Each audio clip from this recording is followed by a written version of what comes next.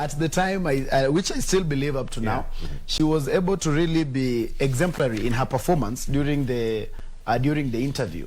And so it begs the question, it makes us really believe that it was not just about her being a woman, but about her qualifying for the office of the Chief Justice. I think that is what makes the biggest of sense in this, that she was not just given the position of Chief Justice because maybe the chairperson of the interviewing panel was Professor Olive Mugenda, who was a woman, and then we had Philomena Mwilu, who was also a woman. I think she really deserved it because those of us who were able to follow the interviews keenly were able to place her among the most qualified, among the people who really stood a chance.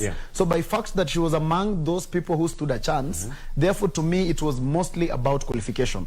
What I am almost always against is the aspect of rewarding people and giving positions based on gender or based on age, that just because someone is youthful, then they must be given a certain position, or just because someone is a woman, then they must be given a certain position.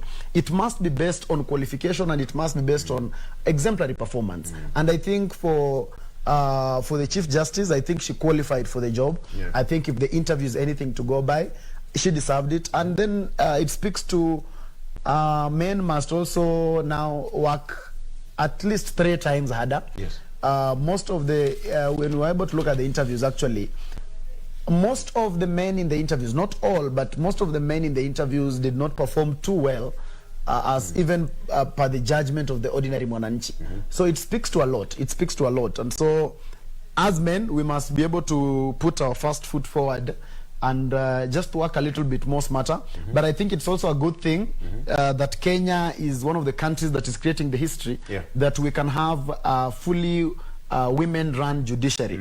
And so because this is the first time that we're having that, let us be able to see how it turns out. I hope that it will be much better than it has always been, because we now have the Chief Justice, we have the Deputy Chief Justice, we have some of the judges. So let us then be able to see how it pans out. Let us see how fair our women-led judiciary will be. Let us see how organized it will be. And I think their first task is already at their doorstep. We have the BBI. So let us be able to see how that pans out. Let us see how they can be able to make a decision that must be on whichever side, but be able to make Kenyans believe that there was